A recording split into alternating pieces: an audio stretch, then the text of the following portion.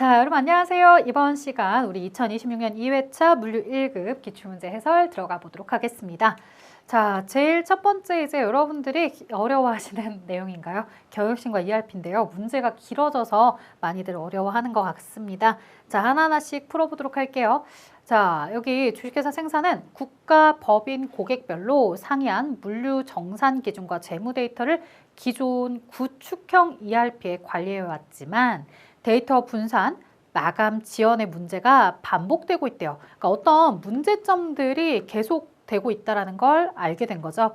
이에 회사는 재무정산 프로세스의 표준화, 그리고 데이터 통합을 위해서 클라우드 ERP로 전환을 추진하고 있대요. 그러니까 과거에는 이제 이렇게 서버를 가지고 있는 구축형이었다면 지금은 좀 라이트하게 클라우드 ERP로 전환을 많이 하고 있다라는 현재의 추세에 맞춰서 보기의 내용이 꾸며져 있는 거죠. 자, 그러나 사내에는 관련 구축 경험이 부족하여 외부 ERP 컨설턴트의 지원을 받아서 프로젝트를 수행하고자 한다라고 되어 있습니다. 아무래도 회사 내부에서 하는 것보다는 외부의 전문적인 사람들을 컨설턴트의 도움을 받아서 내가 이 도입하는 과정에서의 시행착오나 이런 것들을 최소한으로 줄여보겠다라고 하는 의지가 큰 거죠. 자, 외부 ERP 컨설턴트는 이해관계에서 상대적으로 자유로운 입장에서 표준 프로세스 중심의 개선 방향과 시스템 대안을 제시하는데 도움을 줄 수 있다라고 되어 있어요.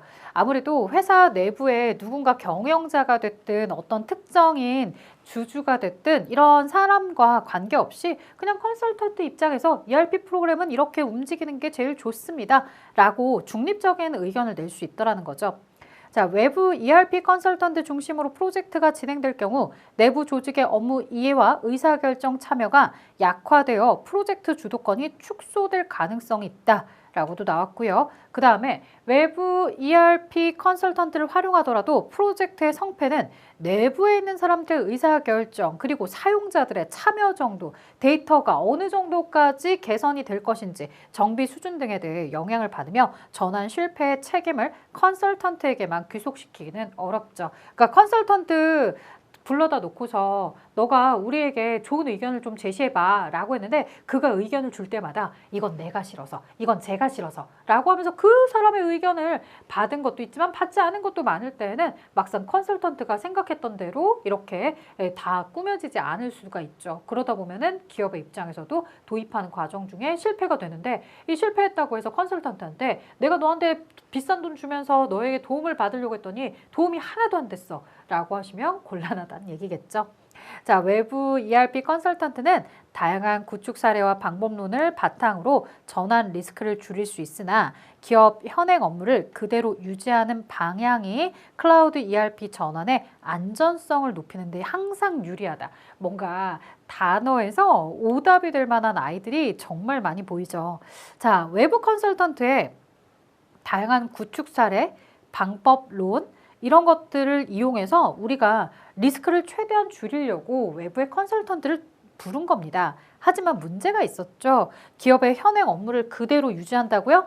as is에 대해서 분석하고 그대로 as is만 고집해요? 안 되죠. 우리가 BPR을 해야 됩니다. 라고도 특강에서 배웠습니다. 그렇기 때문에 현행 업무를 그대로 유지하는 것이 아니라 BPR을 통해서 좀 더 혁신적인 내용으로 가야겠구나. 그리고 안정성을 높이는데 항상 유리하다. 항상 유리하다. 항상이라는 단어는 언제나 항상 뭔가 보완점이 있거나 모순점이 발생할 수 있죠. 그래서 어찌되었든 이런 4번의 내용이 적절하지 않은 것이었습니다.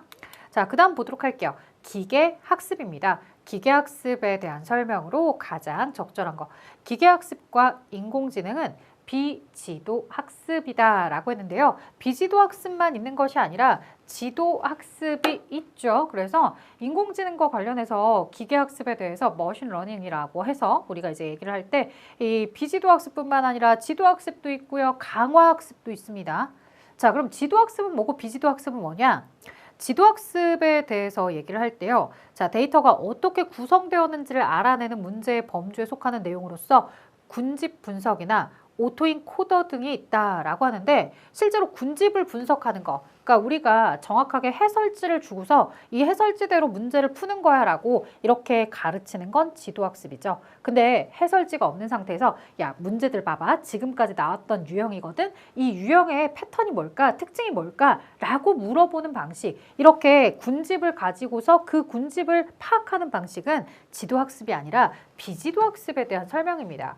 비지도학습은 학습 데이터로부터 하나의 함수를 유추하기 위한 방법으로 학습 데이터로부터 주어진 데이터의 예측값을 올바로 추측해내는 것이다. 이렇게 하나의 데이터 값을 가져가는 것은 지도학습일 때 얘기입니다.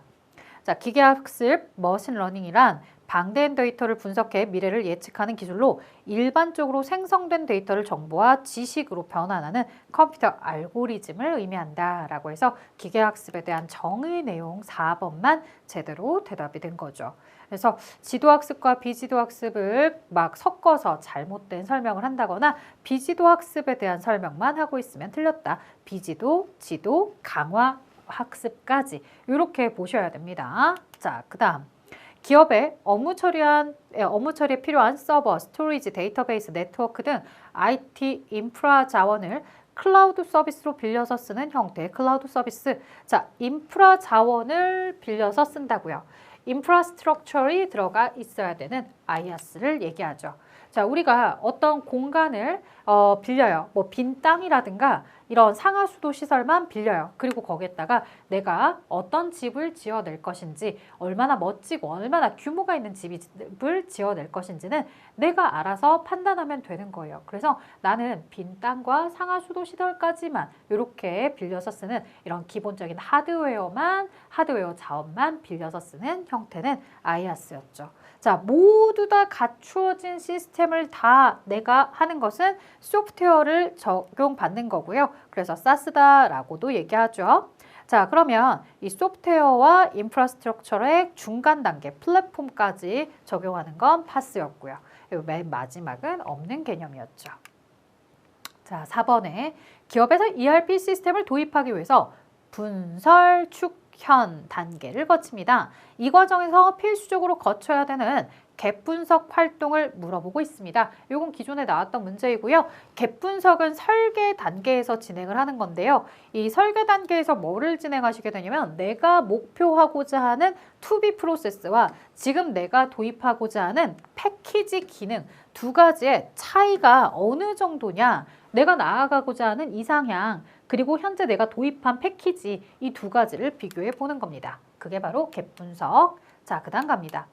5번입니다. ERP 시스템 프로세스 화면, 필드, 그리고 보고서 등 거의 모든 부분을 기업의 요구사항에 맞춰서 구현하는 거. 자, 내가 원하는 대로 주문 제작을 해줘 라고 하는 이 주문 제작의 단어, 마법의 단어죠. 바로 커스터마이제이션, 커스터마이징. 이걸 가지고서 주문 제작한다고 합니다. 그래서 우리가 항상 얘기하죠. 커스터마이징이 너무 과도하게 진행이 되면 이게 배가 산으로 갈 수도 있어요. 그러니까 커스터마이징을 너무나 과도하게 진행하지 마십시오 라고 하죠. 예를 들어 여러분들이 자동차를 샀어요. 튜닝을 하고 싶어요.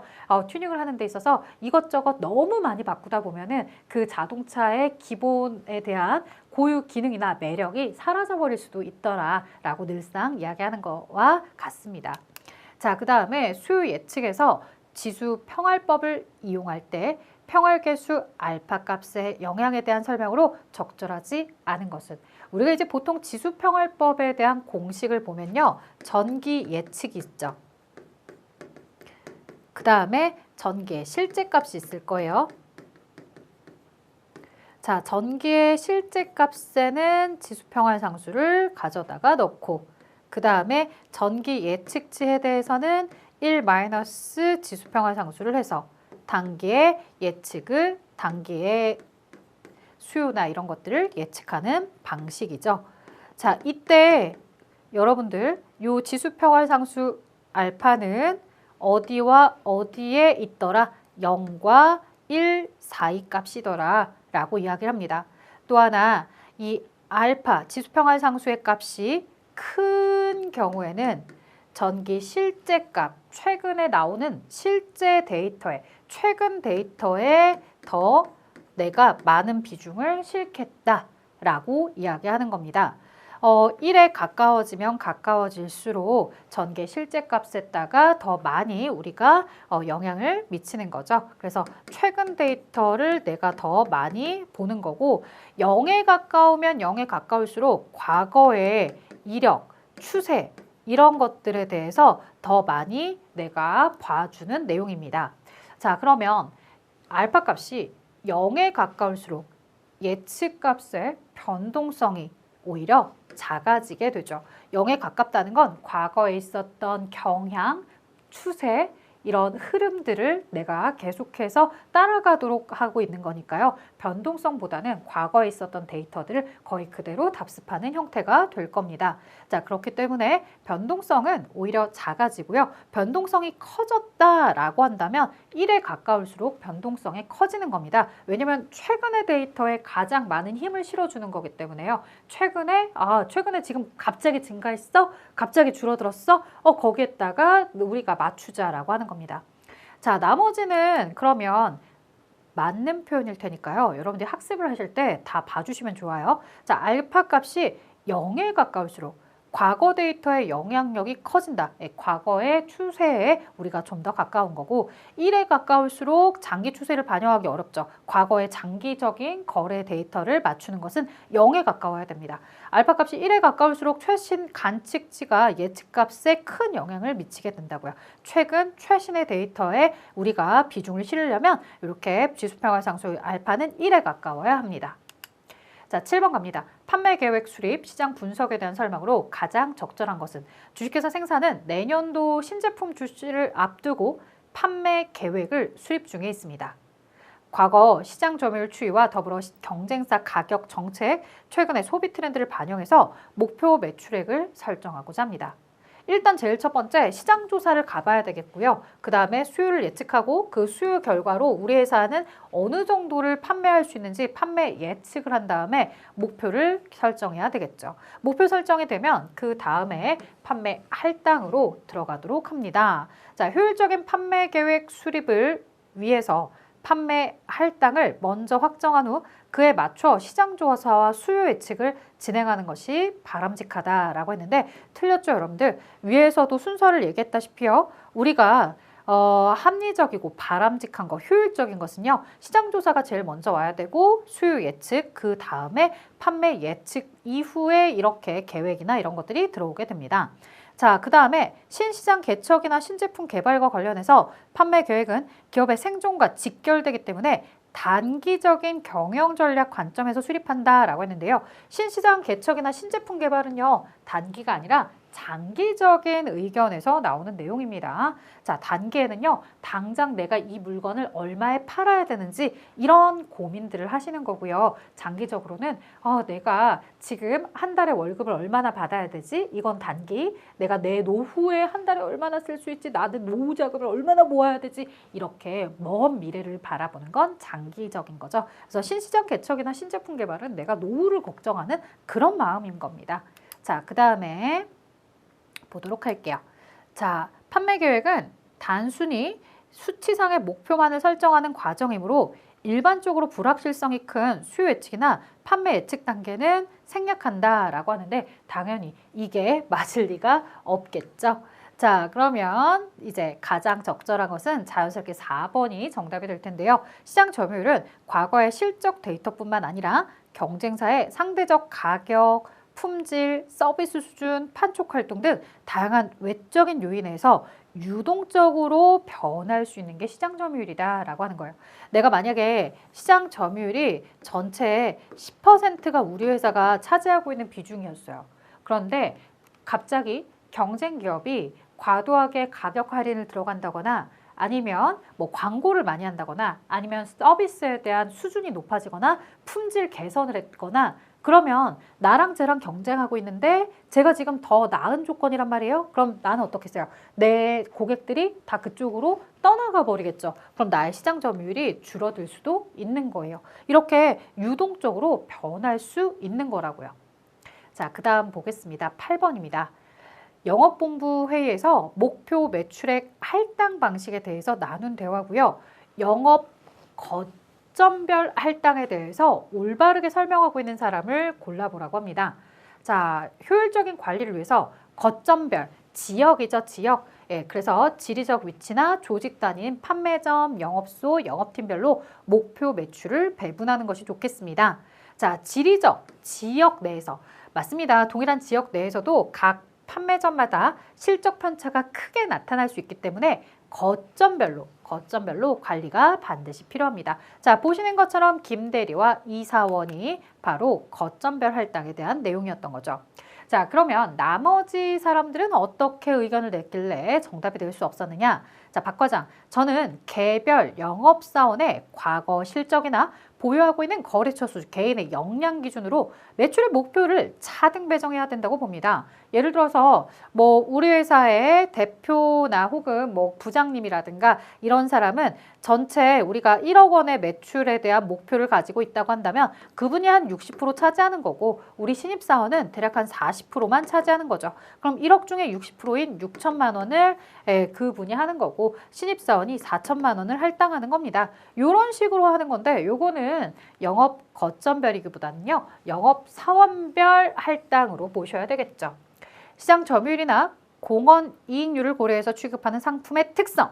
자, 상품 서비스별, 제품 상품 서비스별 할당에 해당하는 내용이었습니다. 자, 그 다음 9번 갑니다. 가격 유지 전략으로 가장 적절한 것을 물어봅니다. 옛날에는 틀린 거 찾기 많이 했었는데 올바른 거 찾기로 많이 바뀐 것 같아요. 자, 가격의 유지 전략이라는 건 내가 가격 할인 없이 계속해서 판매를 끌어올리려고 영혼을 이렇게 막 파는 건데, 자, 한번 봅시다. 리베이트 절차가 있어요. 리베이트는요, 우리가 약국 얘기를 많이 예를 드는데 리베이트를 제공하는 제약사가 약사님에게 얘기하는 거죠. 아, 내 회사 약을 두통약도 여러 가지 종류가 있는데 내 회사 두통약을 많이 팔아주시면 그만큼 판매액에 대해서 우리가 얼마만큼의 대가를 너에게 다시 줄 테니 우리 회사 두통약 많이 팔아줘 라고 하는 겁니다. 자, 이렇게 되면요, 약사님의 입장에서는 아, 내가 이 제약회사에 약을 팔면 나에게 가장 많은 이윤이 떨어지겠구나, 나중에 나에게 많은 보상이 주겠구나 라고 하면서 판매를 하는 거죠. 하지만 이 두통약에 대해서 가격 할인을 하지는 않습니다. 가격은 그대로 두고 판매를 촉진을 시킬 수 있는 방식의 하나의 방법인 거죠. 그래서 리베이트는 판매 촉진 보상적 기능을 가지고 있고요. 또 하나, 유통 경로에 대한 통제나 관리적 기능은 수행할 수 없다라고 했는데 틀렸죠. 그만큼 우리가 유통에 대해서도 계속해서 관리를 할 수 있는 게 리베이트 전략입니다. 자, 판매 수량별 할인 방식은 가격을 직접 조정하지 않고 고객 서비스나 품질을 강조하는 전형적인 비가격 경쟁 방식의 한 형태이다라고 했는데, 수량에 따라 할인을 해준다는 거, 10개를 사면 하나를 아니면 10개를 구매하시면 10% 깎아줄게요, 이런 식으로 가는 거, 이거는 가격 경쟁 방식이죠. 브랜드 이미지 제고나 유리한 지급 조건과 같은 비가격 경쟁 방법들은 경쟁 시장에서 가격을 낮추기 위한 수단으로 활용이 된다라고 했는데요. 자, 브랜드 이미지를 높이는 이유가 뭐겠어요? 야, 우리 회사 브랜드 저렴이 아니거든. 우리 회사 굉장히 프리미엄급이야. 그러니까 너가 그 가격을 지불하더라도 괜찮아. 가격 할인하지 않아도 명품의 할인이 어딨어? 라고 이렇게 버티는 거죠. 그러면서 계속해서 가격을 유지하면서 보는 거죠. 그래서 가격을 낮추기 위한 수단이다라고 하는 표현은 틀렸습니다. 그 다음, 경쟁이 격화되는 환경에서 무분별한 가격 인하로 인한 이익 감소를 방지하고, 가격을 다운시키면 이익이 줄어들잖아요. 그런 걸 최대한 방어하기 위해서 뭐를 하는 거다? 가격은 그대로 두되 대신 그 외적인 부분에서 이미지를 제고한다거나 품질을 개선한다거나 이런 방식으로서 계속해서 물건을 판매하는 거죠. 그래서 적정 이익을 확보하기 위해 가격 유지 정책이 필요하다라고 하는 표현, 4번이 맞는 표현이었습니다. 자, 10번 갑니다. 1월 10일 거래처 A로부터 노트북 130대를 주문받았습니다. 자, 그 다음에 예정 납기일, 출고일을 거래처 A에 통보하려고 할 때 가장 빠른 납기일을 물어봤습니다. 이 문제를 푸실 때 가장 중요한 건요, 현 재고와 가용 재고를 구분해서 볼 줄 아셔야 됩니다. 현재 재고가 90개라고는 했지만 바로 다음날 가용 재고가 50개밖에 안 됐죠. 그 얘기는 90개에서 40개는 어딘가 사라진 거예요. 내가 사용이 가능한 것은 이 1월 13일 기준으로 150개밖에 없는 상황입니다. 당연히 130개는 나갈 수가 없는 거예요. 현재고를 괜히 더하거나 이렇게 하시면 안 됩니다. 자, 가용재고 50개 했다가 1월 14일 날 생산 예정량이 40개가 들어옵니다. 자, 그렇다 하더라도 90개밖에 안 돼요. 그렇기 때문에 여기서도 수락할 수가 없죠. 자, 90개 했다가 50개 생산 예정량을 더하면 140개가 됩니다. 드디어 주문받았던 130개를 커버할 수 있는 날짜가 되었죠. 1월 15일입니다.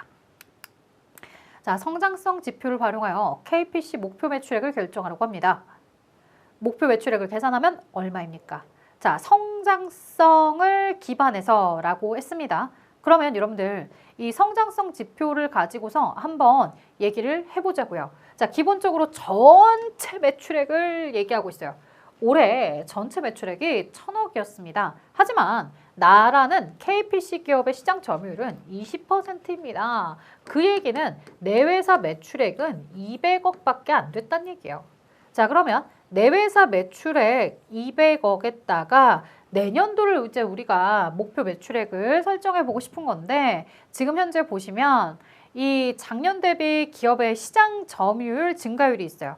즉 우리 회사가 얼마나 점유율이 증가했지? 라고 했을 때 20% 증가했다고 합니다. 그러면 100이 지금의 현재 상황이라고 한다면 여기에 20%만큼 증가하게 됩니다. 자, 이렇게 시장에 대한 확대율, 점유율이라고 해서 확대율이 생겼고요. 그 이후에도 보도록 하겠습니다. 여기에다가 바로 이 매출액 전체 시장의 증가율입니다. 즉, 이 시장이 얼마나 커졌나, 신장률이죠. 이 시장은 작년 대비 1.5배가 증가하게 됩니다. 자, 이렇게 계산하면 200 곱하기 1.2 곱하기 1.5 하시면 360이 등장을 하네요. 이게 바로 360억 원이라는 목표 매출액이 되는 겁니다. 자, 기본적으로 지금의 매출액에다가 여기에 시장 점유율이 얼마나 증가하는지, 시장의 확대, 그리고 시장이 얼마나 커졌는지, 시장의 신장률을 여러분들이 고려하셔서 답을 체크하시는 거죠. 자, 12번입니다. 강서지점, 영업팀, 판매 할당을 위한 기초자료입니다. 제시된 조건을 바탕으로 영업사원별 판매계획 수립 시 영업사원 고길동에게 최종적으로 할당될 목표 매출액을 결정하자고 합니다. 자, 강서지점의 총 매출액은 100억. 영업사원별 배분 방식이에요. 자, 우리가 아까 뭐 영업 거점별 배분, 영업사원별, 그 다음 제품, 상품, 서비스별 할당 뭐 이런 식으로 얘기했었는데 보시다시피 영업사원별 배분 방식에 강서지점 소속의 영업사원 2명밖에 없대요. 목표액을 배분했다라고 해서 고길동은 과거 판매 실적 경향 및 숙련도를 고려해서 지점 목표액 60%를 할당받았대요. 그럼 전체 100억 원 중에 60%는 고길동이 책임질 거예요. 얼마? 60억. 나머지 40%, 40억은 도너가 책임지고요. 자, 13번입니다. 연간 총 여신한도액을 설정하려고 한다.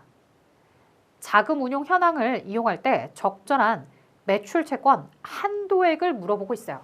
자, 이렇게 매출 채권 한도액을 물어봐서 여러분들이 많이들 힘들어할 것 같긴 한데 일단 매출 채권 한도액을 알려면요, 여러분들 뭐를 알아야 되냐면 매출액을 알아야 되고요. 자금에 대한 고정 기간을 계산해주면 이게 바로 매출 채권 한도액이 나오는 겁니다. 문제는 여기에 매출액이 등장하지 않았어요.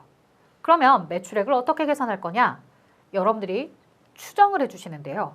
여기 지금 보시면 매출채권 잔액과 매출채권 회수기간이라는 게 있어요. 이 매출채권에 대한 내용, 매출채권 잔액 480만 원이 있고요. 이 금액을 매출액으로 나누고 여기에 우리가 일할로 했을 때는 365라는 기간을 적으면, 날짜를 적으면 여기에 매출채권 회전 기간이 나오는 거였죠. 자, 매출채권 회수기간, 회수기간이 나왔는데 문제는 1단위로 계산하지 않았어요. 여기에 0.4년이다 라고 나왔어요. 즉 1년으로 기준을 잡은 거죠. 그러면 0.4년을 우리가 어떻게 하시면 되겠어요? 매출액을 알고 싶어요. 매출액을 알고 싶으면 양쪽에 480 나누기 0.4년을 하시면 매출액이 산출이 되겠죠. 자, 계산기 가지고서 480 나누기 0.4 하시니까 1200이 나옵니다. 자, 이게 바로 매출액이에요.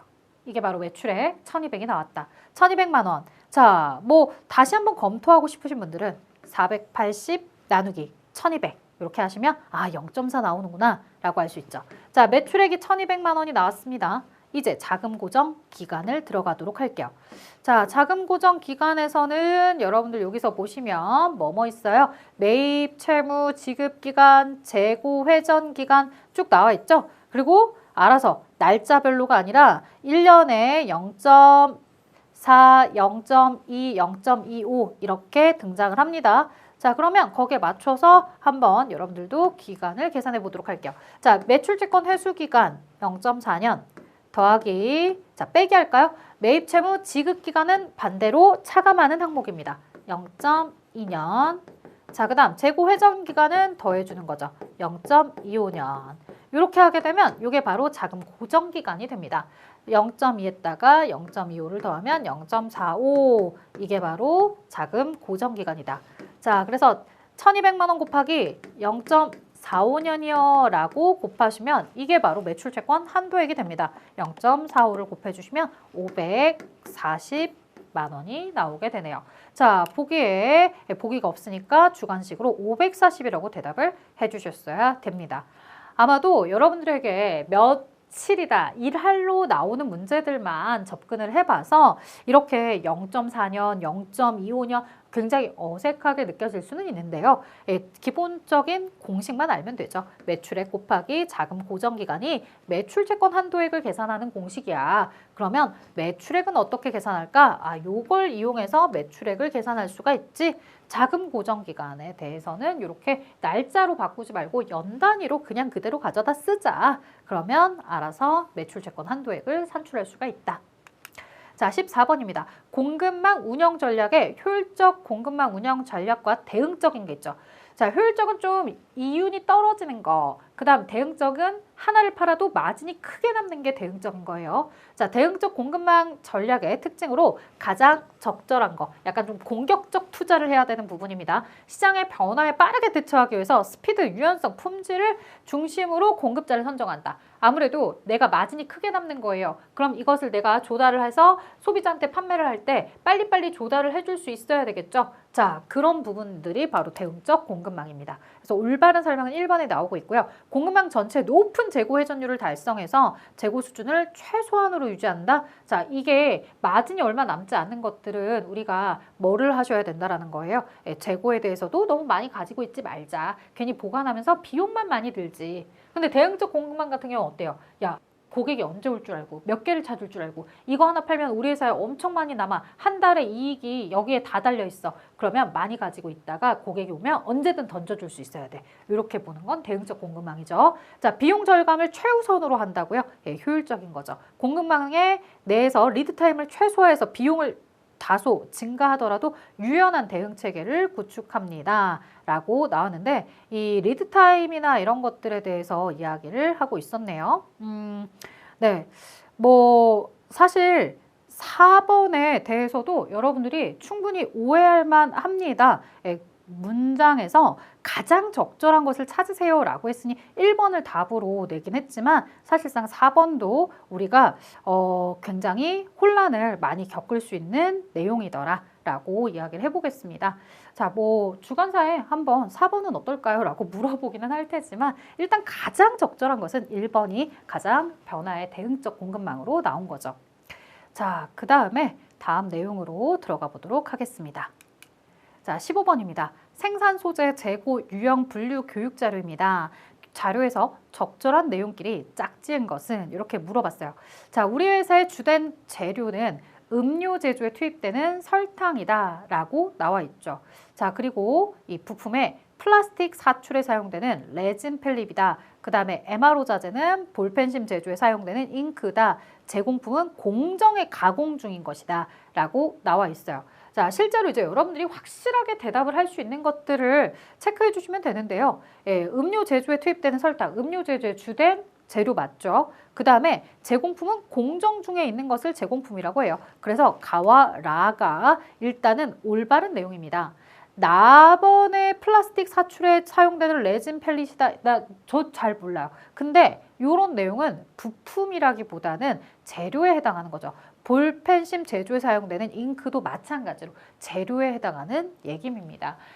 부품이라고 한다면 기계에 대해서 조립하기 위한 볼트 너트라든가 MRO 소모성 자재다라고 하는 것을 얘기하기 위해서는 뭐 기계의 윤활유야, 장갑이야 이렇게 표현을 해주셔야 되겠죠. 아니면 복사용제야 이런 식으로 표현을 하면 그건 MRO 자재 이렇게 표현할 수 있었을 겁니다. 하지만 여기서 나오는 내용들은 모두 재료의 성격을 강하게 가지고 있기 때문에 나번, 다번은 적절하지 않더라.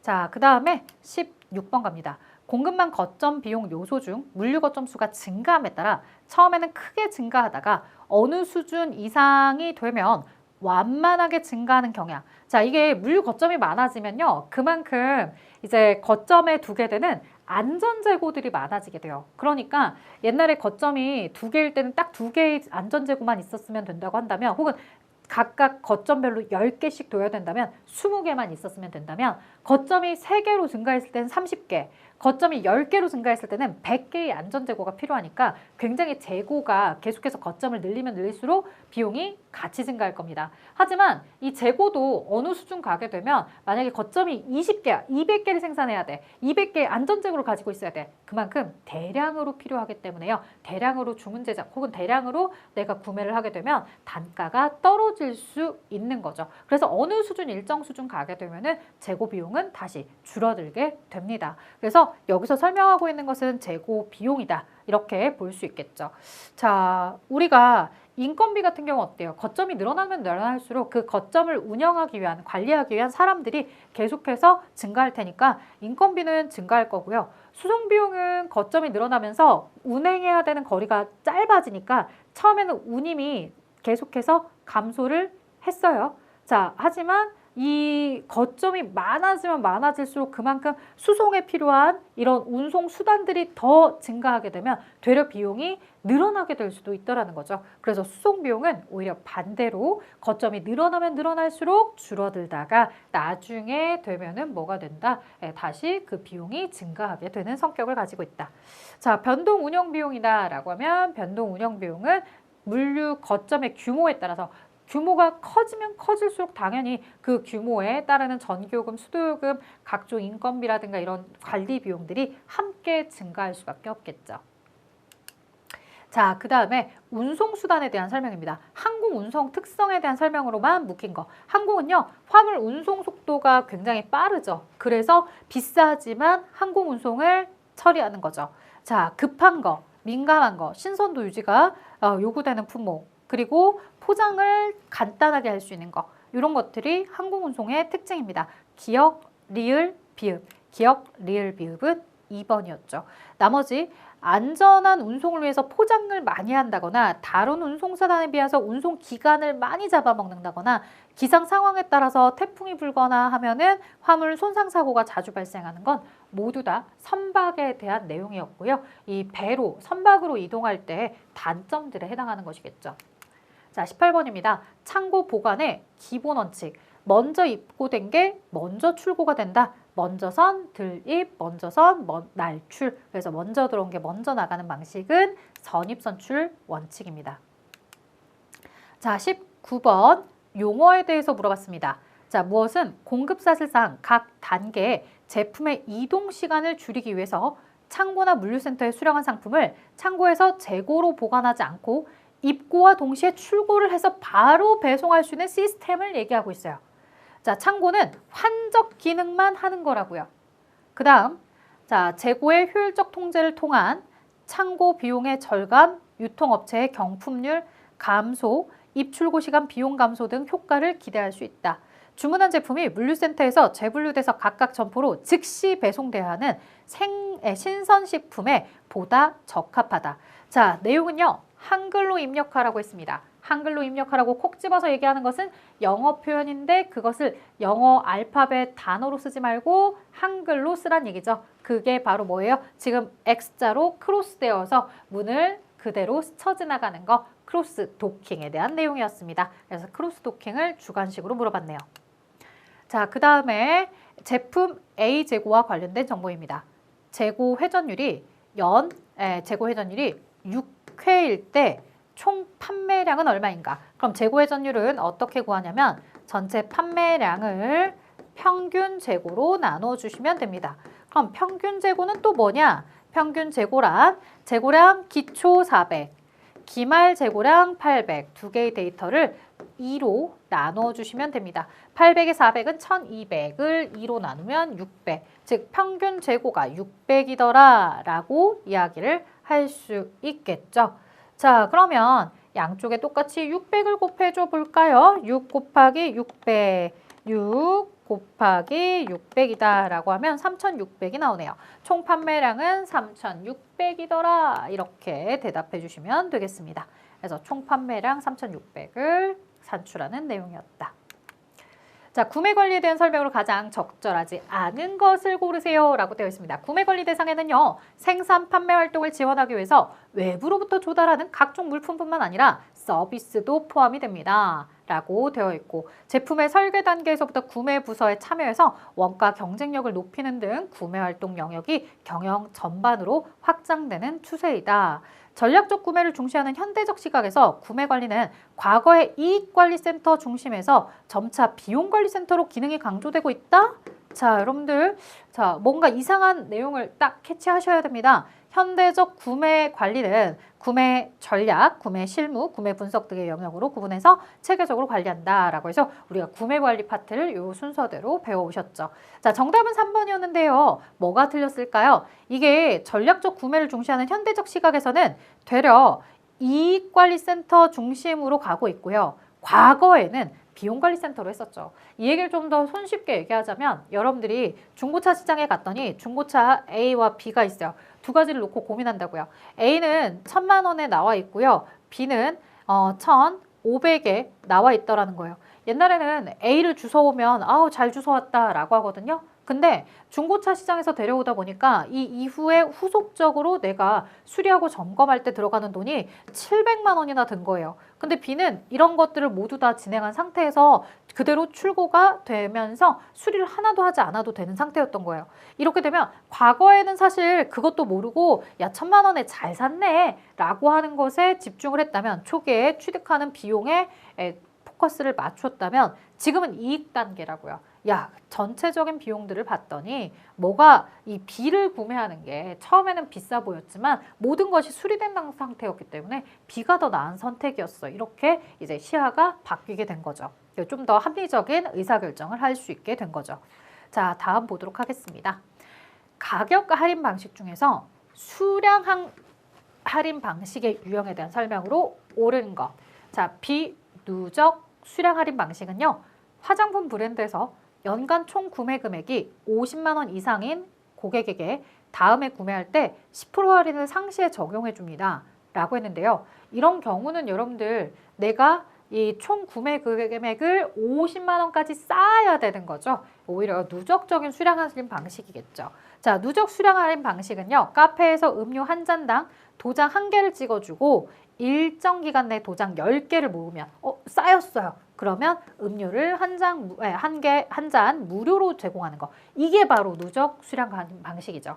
자, 그래서 비누적일 때 예시를 할 때 뭐라고 했냐면, 우리가 편의점에 갔다. 2+1이었다. 근데 내가 하나만 집어 먹고서 이따 오후에 가서 다시 한번 그 음료를 살 때 저 아까 오전에도 샀는데 이거 사면 2개인데 하나 더 주세요 라고 하는 거 안 된다. 이게 비누적이기 때문에 지난번 아침에 샀던 건 누적이 되지 않는다. 내가 오늘 구매할 때 한 번에 2개를 사야 +1이 따라오는 거다. 이런 얘기도 해드렸었습니다.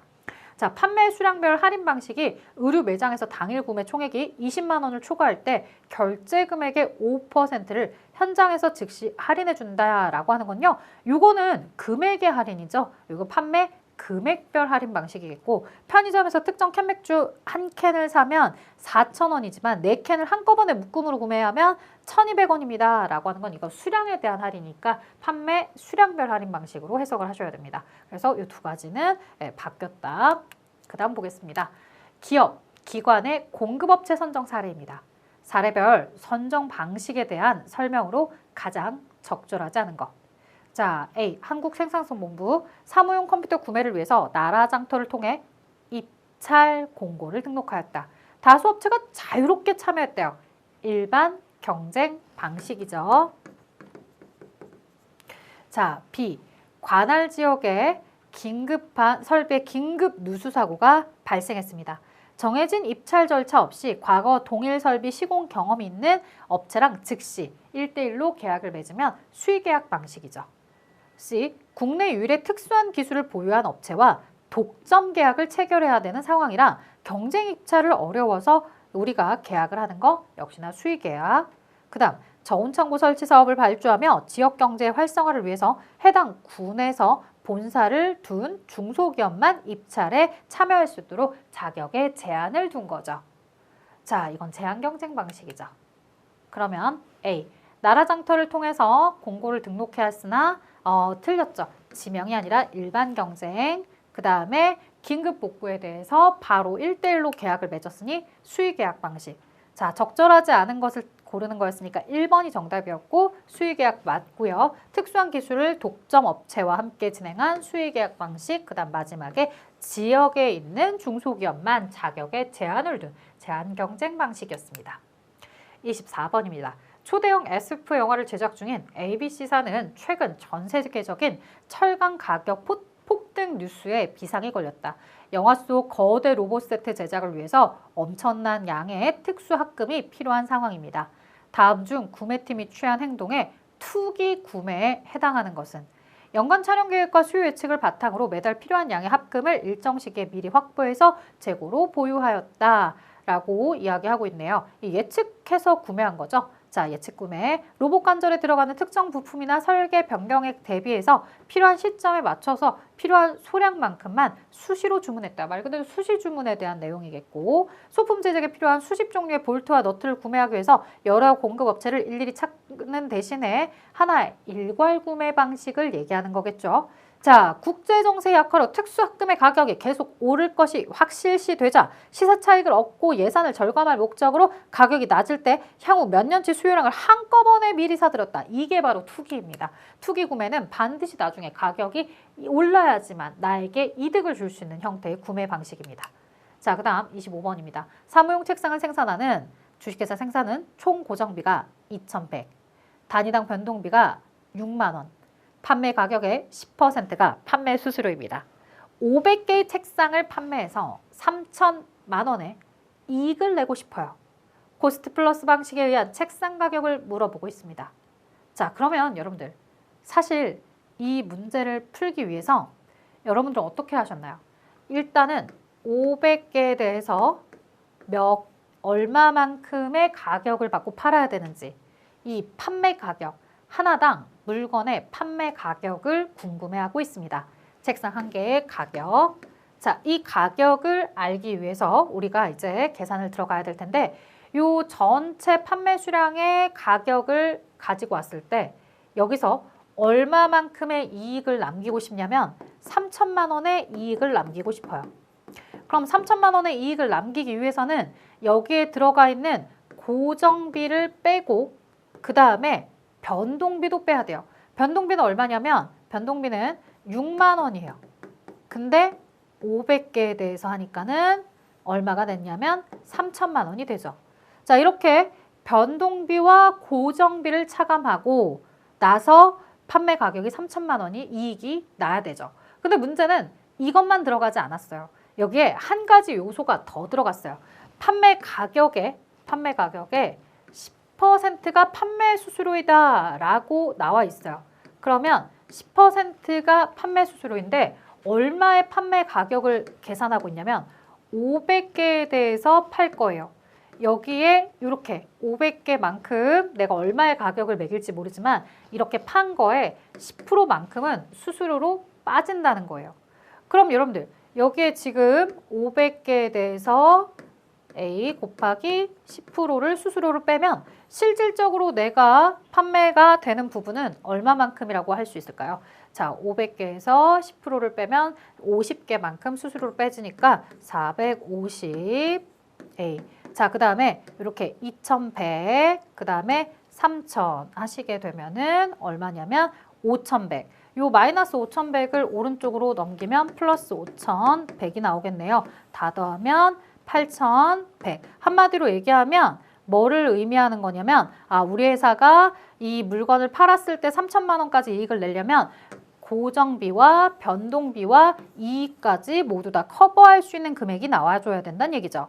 자, 이렇게 해서 8,100만 원 나누기 450을 하시면 A가 나오겠죠. A는 8,100만 원 나누기 450을 하시면 됩니다. 자, 계산기를 가지고 8,100 나누기 450이다 라고 하게 되면 18만 원이다. 자, 분명히 금액은 원 단위로 쓰라고 했으니까 18만 쓰시면 안 되겠고요. 만원 단위 공 4개를 붙여서 꼭 18만 원이라고 대답을 해주셔야 됩니다.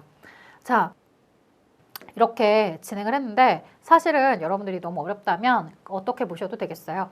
나는 지금 현재 500개에 대해서 얼마에 팔지 고민하고 있어. 물론 500개 판매한 거에 수수료가 10%로 빠지기 때문에 우리는 얼마만큼을 봐야 되냐면 90%에 해당하는 만큼, 그래서 450A만큼이라고 보고 있어. 자, 그리고 이것을 판매하기 위해서 우리의 총 고정비는 2,100만 원이고 변동비는 단위당 6만 원 곱하기 500 하니까 3,000이고 거기에다가 이익 3천만 원까지 이렇게 계산을 할 거야. 그렇다면 A에 대한 판매는 이렇게 8,100만 원에 대해서 450개의 수량으로 나누면 A의 가격이 나오겠구나. 이렇게 보는 거죠. 그러니까 수량에다가 아예 수수료를 적용을 시켜버리는 거예요. 그래서 판매 가격의 10%가 수수료다라고 하면은 실질적으로 이제 우리가 여기에 대한 이익이나 원가나 이런 것들을 때 450개를 가지고서 이제 보는 거죠. 뭐 굳이 그렇지 않는다 하더라도 이런 식으로 해서 식을 세워서 간단하게 계산하는 친구들도 있을 거예요. 근데 우리는 이렇게 수학을 잘 하는 사람이면 이런 방식으로 문제를 풀겠지만 수학을 잘 못하는 저희 입장에서는 전 어떻게 하냐면 아까 처음에 했던 것처럼 500 곱하기 A에다가 변동비랑 고정비랑 빼고 그 다음에 이렇게 뺐을 때 이익 3천만 원이 나올 거고 물론 여기에다가 수수료도 빼야지 이런 내용으로 저는 식을 세워서 문제를 풀었습니다. 자, 26번입니다. 판매 원가를 계산하세요 라고 되어 있는데요. 지금 보시면 판매 원가 계산이잖아요. 판매 원가 계산에 판매자의 이익은 필요하지 않아요. 판매자의 이익은 매출액을 계산할 때 필요한 정보입니다. 자, 판매 가격. 자, 판매 가격을 계산하는 게 아니라 판매 원가를 계산하는 거니까요. 일단 직접 경비, 직접 재료비, 직접 노후비, 직접 원가에다가 제조 간접비까지 합치면 물건의 제조 원가가 나올 겁니다. 자, 물건의 제조 원가는 120인가요? 여기에다가 판매 관리비까지 더하면 140에 대한 금액이 바로 판매 원가입니다. 절대 판매자 이익 30까지 합쳐서 판매 가격인 170을 답으로 쓰지 않도록 조심하셔야 됩니다. 자, 27번입니다. 베트남 하노이 수입자에게 항공 수출을 진행하고 있습니다. 출발 전에 항공회사의 예약이라든가 운임 협의, 항공 화물 운송장 발행, 정정, 항공사 지상 조업, 터미널 반입 이런 부수적인 내용들을 도와주는 이런 기관을 찾고 있다는 거예요. 이런 거 뭐라고 하냐면 포어더라고 해서 이 항공 화물 대리점이라고 합니다. 항공 화물 대리점. 자, 보험만 얘기가 나온 것도 아니고 그 다음 항공에 대한 거니까 선박회사 배랑은 상관이 없죠. 비행기 얘기하는데 왜 갑자기 배가 나오겠어요. 그래서 상관이 없습니다. 자, 그 다음에 28번입니다. 무역관계 법규 중 수출용 원재료에 대한 관세 등 환급에 관한 특례. 수출용 원재료에 대한 관세는 환급을 받을 수 있는 수출에 해당하지 않는 것. 자, 우리가 결국에 환급받을 수 없는 거 고르라는 거거든요. 보통은 우리가 원재료를 매입하면 이 원재료 매입에 대해서 관세를 내고서 통과를 해야 됩니다. 그런데 내가 이 원재료를 매입한 이유가 뭐냐라고 해서 얘기를 들어봤더니 나는 이걸 수출하려고 매입한 거야. 그러니까 이와 관련해서 수출을 많이 할 수 있게끔 촉진하게끔 우리나라가 좀 기업들을 지원해 줘야 되지 않겠니? 그래서 말인데 매입하는 재료에 대해서 관세나 이런 것들을 부과했다면 나중에 이걸 수출하는 걸 확인해 놓고서 외국에서 외화획득 많이 할 테니까 내가 매입할 때 부담했던 관세는 좀 돌려주면 좋겠어. 혹은 관세를 돌려줄 테니까 환급을 받아서 가. 이렇게 시스템이 이루어진 거죠. 자, 그런데 만약에 여러분들 내가 외국에서 수입한 재료를 가지고 왔는데요. 이것을 돈을 받고 판매한 것이 아니라 무상으로 판매했다고 생각을 해보세요. 공짜로 줬다고? 공짜로 주면은 외화 획득이 안 되는데 외화 획득도 못하는 회사한테 굳이 관세에 대한 환급까지 해줄 필요가 있을까? 환급에 대한 혜택이 필요 있을까? 공짜로 판매하는 건 환급으로 하지 말자 이렇게 된 거예요. 그래서 관세법에 따라 수출 신고가 수리된 수출로 모든 무상 수출을 포함한다라고 되는데 무상 수출에 대해서는 관세를 환급받을 수가 없다더라. 사실 정확하게는요. 일부의 무상 수출을 제외하고는 나머지는 환급을 받을 수가 없다. 이렇게 되어 있습니다. 근데 이제 여러분들에게 그 정도까지를 아주 복잡하게 물어보긴다는 모든이라는 표현을 써서 뭔가 문제가 있는 문장이야 라고 표기를 해준 거죠. 그래서 뭐 내가 일부만 된다 하든 예외되는 일부는 있다든 이런 걸 볼 필요가 없어요. 모든이라는 단어를 포함해서 여러분들에게 확실하게 얘가 답이야. 얘를 골라줘 라고 하는 표시였죠. 자, 우리나라에서 외화를 획득하는 판매 또는 공사 중 재정경제불량으로 정하는 것. 그 다음에 관세법에 따른 보세구역 중 재정경제불량으로 정하는 구역의 입주기업 업체에 대한 공급, 그 밖에 수출로 인정되어 재정경제불량으로 정하는 것. 뭐 이런 표현들이 나와 있네요. 자, 그 다음에 29번 갑니다. 무역 계약에 대한 설명 중 독점 계약에 대한 내용을 고르시오라고 되어 있어요. 자, 독점에 대한 내용입니다. 그러면 볼게요. 통상 동일한 이 거래 상대방과 계속적 거래가 이루어지는 경우에 채택하는 방법이다. 포괄 계약을 하시면 되겠죠. 계약 당사자 일반 거래 조건에 관한 상호 합의점을 찾았을 때 일반 거래 업종으로 한다고요. 특별하게 넣을 게 없다는 얘기예요. 그 다음 거래할 때마다 거래 조건을 재확인하는 게 불편해. 번거로워. 그러한 것들은 모두 다 포괄 계약을 진행하시면 되겠고요. 수출입을 전문으로 하는 특정 기업 간의 매매를 제약하는 계약으로. 그러니까 나 말고는 다른 사람이랑은 안 돼. 나 말고 다른 애랑 친하게 지내지 마. 이렇게 되는 거죠. 다른 거래처와는 거래를 하지 않는 방식이 바로 독점 계약입니다. 자, 30번 선적 서류에 대한 해상보험에 대한 설명으로 가장 적절하지 않은 것은. 자, 보험증권은 유통성 증권이야 하며 조건 확인 후에서 보험 약관이 반드시 첨부되어야 한다. 원산지 증명서는 물품의 생산 제조 국가를 증명하는 공문서죠. 그래서 FTA 원산지 증명서를 포함하도록 하고 있고, FOB 조건에 따른 해상보험 계약 시 수출자가 보험계약자가 돼서 수입자를 피보험자로 지정한다. 여러분들 이렇게 수출자가 부담을 하는 건요. C단계, D단계로 넘어갈 때입니다. 앞에 이 F단계는 수출자가 갑이에요. 갑. 그러니까 보험을 가입해 주거나 운임을 내주거나 그럴 리가 없어요. 자, 이거는 CIF 정도가 되어야 되겠죠. 그래서 인슈어런스, 코스트 인슈어런스나 이런 부분들은 CIF 쪽으로 들어가야 된다. FOB 조건은 해당 사항이 없다더라. 자, 선화증권은 화주와 운송인 간의 해상운송 계약을 근거로 선박회사가 발행하는 유가증권의 성격을 가지고 있다라고 하네요.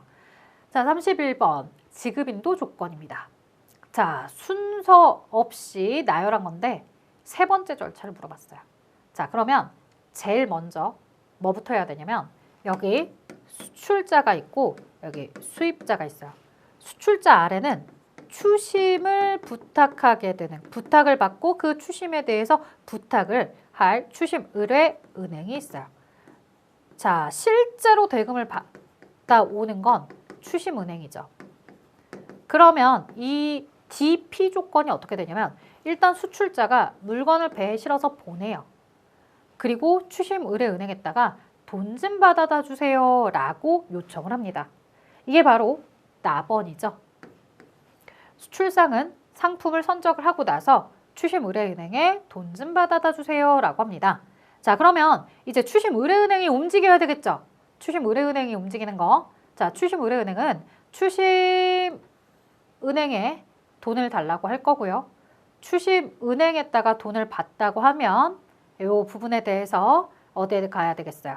여기 이 수입자에게 가서 얘기해야 되겠죠. 자, 그리고 그 부분 추심은행과 관련해서 이제 추심은행이 수입상에게 서류 인도와 함께 대금 결제를 요청합니다. 자, 추심의뢰은행이 추심은행에다가 돈 좀 줘라고 얘기하면 그것을 수입자에게 인도하고 수입자는 이제 뭐 해야 돼요? 돈을 줘야 되겠죠. 자, 돈을 받아오시면 추심은행은 어디로 가서 여기 수입자 대금 결제 사실을 확인해서 추심의뢰은행에게 통지해주고 추심의뢰은행이 수출자에게 돈을 지급해주고 자, 그래서 추심의뢰은행은 추심은행으로부터 송금받은 대금을 수출자에게 지급하는 것까지 요거까지가 순서가 되겠죠. 자, 요 순서대로 하게 되면 세 번째 절차에 해당하는 거 답번이 된다고요. 이렇게 됩니다. 그래서 제일 처음에 수출자가 물건을 배에 싣고 그 다음 추심의뢰은행한테 찾아갔다. 추심의뢰은행은 추심은행에게 우리 수출자가 물건을 보냈으니 돈 좀 받아주세요 라고 했다. 그랬더니 추심은행이 수입자에게 서류를 내밀며 돈을 달라고 했다. 이 수입자는 서류를 가져가야 물건을 찾을 수 있기 때문에 서류를 인수하면서 돈을 지급했다. 지급받은 돈은 추심은행이 추심의뢰은행에게 제공을 하며 추심의뢰은행이 수출자에게 전달해 주는 것이다. 자, 32번입니다. 관세 환급 방식에 대해서 물어보는 거죠. 쭉 설명이 되어 있는데 여러분들 이건 너무나 자주 나왔던 얘기입니다. 그래서 간이 정액 환급에 대한 표현을 쭉 설명을 하는 거죠. 우리가 관세 환급을 할 때 정확하게 액수를 계산하는 게 어렵기 때문에 대략적인 금액들을 표에 의해서 요 정도 관세를 납부하게 되면 혹은 요 정도 수입을 하게 되면 이 정도 환급액이 결정이 될 거야 라고 해서 굉장히 간소하게 정해진 환급률에 따라서 환급을 받아가는 방식입니다. 이런 내용까지 여러분들께 문제가 출제가 되었는데 이거 사실 자주 나왔기 때문에요. 몇 회차의 기출문제를 쭉 풀어본 친구라고 한다면 간이적 환급이라는 답을 쓰는 게 어렵진 않았을 겁니다. 자, 여기까지 여러분들에게 물류에 대한 기출문제 풀이도 모두 다 끝을 냈습니다. 이제 실무로 넘어가셔야 되겠죠? 이론에 대한 내용이 학습이 끝나셨다면 실무에서도 또 뵙도록 하겠습니다. 수고하셨습니다.